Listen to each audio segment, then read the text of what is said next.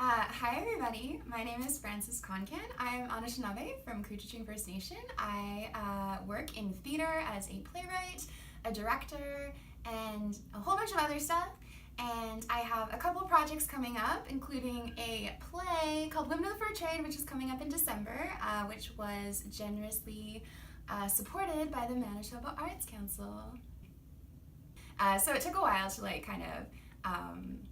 really take pride in who I was and my identity and my background, and once I did, I felt like that's when my work started really coming together and taking shape better. I think it's reflected in my work a lot. It's something that frequently inspires the topics that I write about, and how I choose to kind of work in a rehearsal space and with people is really inspired by a lot of current Indigenous dramaturgical practices and different creation methods.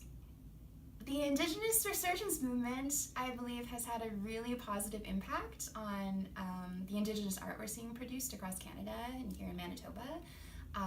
It's really built a strong community of artists and people, and I know even from talking to my family who live in Couchiching still, they hear more stories about themselves and about their people, and it inspires them to learn more and do more and be proud of who they are.